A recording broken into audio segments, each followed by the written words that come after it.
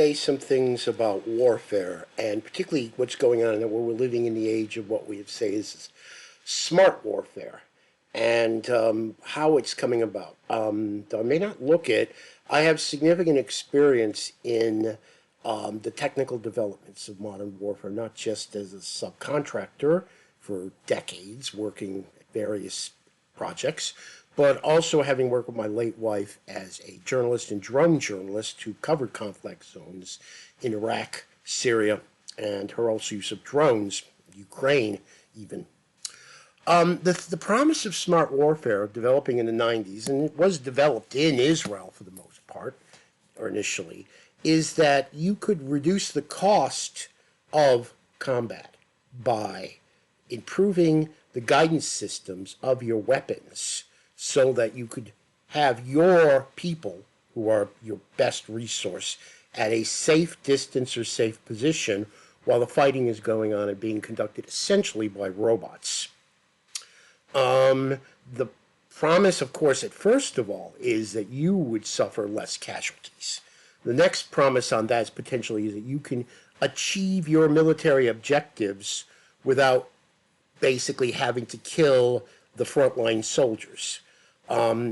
Regardless of what people might think of professional soldiers, they'd rather win with less murder than more. Not just for ethical, personal reasons, but it's just more efficient to basically destroy the logistics energy supply of your troops so that they're in the front line without fuel and without weapons and can't fight than to have to kill armed people. But what we're seeing happening in two smart wars, one that's finished recently in Gaza and one that's still going on right now, is that actually in smart war, one side is deciding that they're actually going to fight by piling up dead bodies on their side. And it's very almost counterintuitive, but I think you have to think of this as a combination of not just smarter weapons, but the way the political component of war is fought. War is always combat going on, but there's always a layer of information that emerges from the war that impacts policy decisions. And in democratic societies and international democratic societies, this becomes very complicated in public opinion. A lot of people will tell you that in the Vietnam War, it was the failure of the United States to fully understand and win the TV war more than anything else that undermined America's probably, maybe impossible dream of winning the war, but in the end, it was the American public had had enough. In the 70s, even when the United States could have supported South Vietnam without really much risk to American forces, the American public had just had enough because of what they'd seen on television. And this is what's happening in the two wars right now.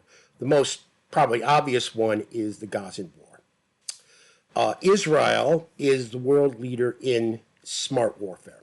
Sensors, they have tanks with sensor systems, self-defending systems. This has made it very difficult for the Gazans who on October 7th tried to launch what you could only describe as a dumb war of just mass force into Israel, thinking against all military logic that they were going to tear Israel down. Israel responded with a war of ever-increasing surveillance and ever-increasing movement in towards the position.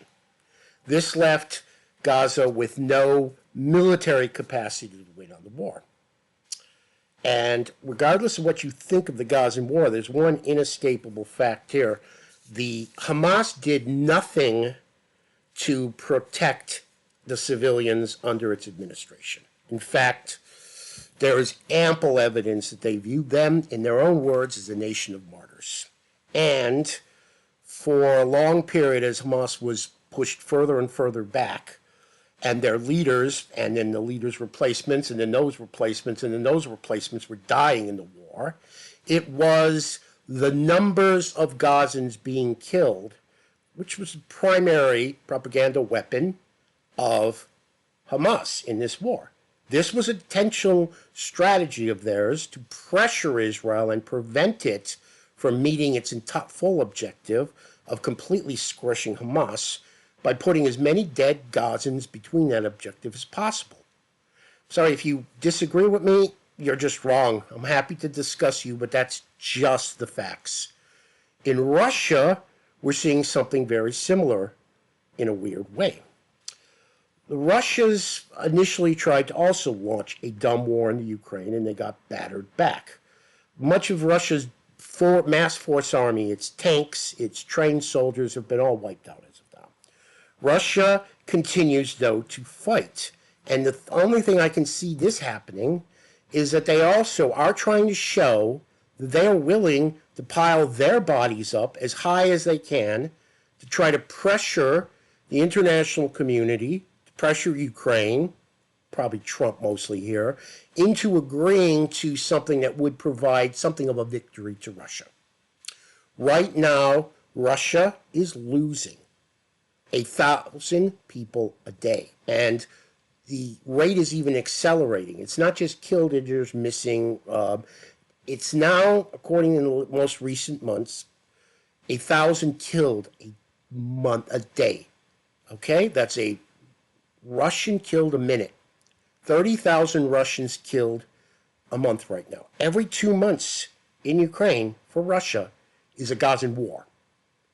This is insane. Why does Russia, in this situation, need to keep throwing men into these incredibly complex, smart areas where drones can find them and kill them?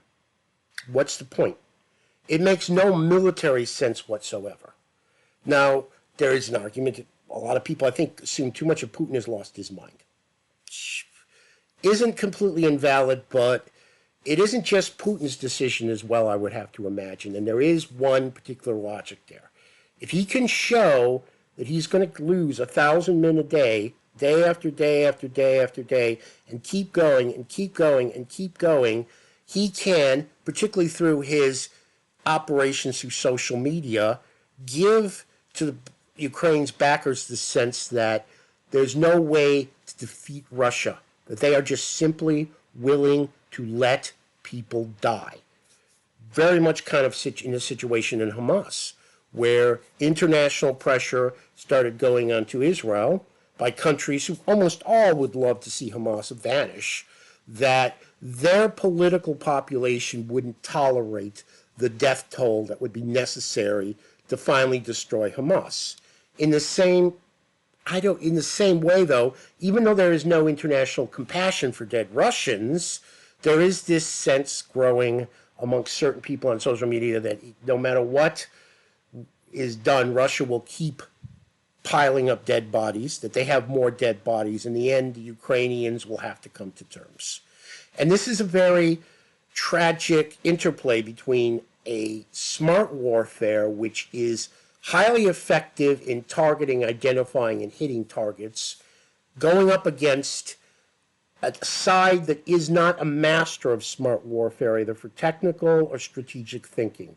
Hamas did not show any sense that it was able to use drones in a way that could have really effectively impacted the battle. They showed very little strategic thinking in this entire war. And Russia, even though they do have drones, and drones are throwing human beings and human attacks, sometimes wave attacks, at these lines, and they're just being slaughtered. With the tragic element is that very unscrupulous governments and leaders, Hamas, Putin, and we can only imagine in the future, as more worlds develop, this will become, have decided that in this smart warfare, for the political purpose, they're just get masses of their own people killed. That basically getting huge numbers of their own people killed and having that amplified through social media, okay, and which is very unregulated, very, very vulnerable to propaganda, they can use their willingness to exterminate their own people as a way to promote or send a message via social media. And I think this is tragically the nature of future warfare, where traditionally warfare had always been the effort to try to kill as many of the enemy as possible, and that will always remain. But that we're going to see more and more unscrupulous sides deciding that basically getting their own people killed is a valid diplomatic and strategic objective. And one can only say, in the case of Hamas, if Hamas survives this war, the conclusion will only be that it did so by, at the very least, neglecting the safety of its own population.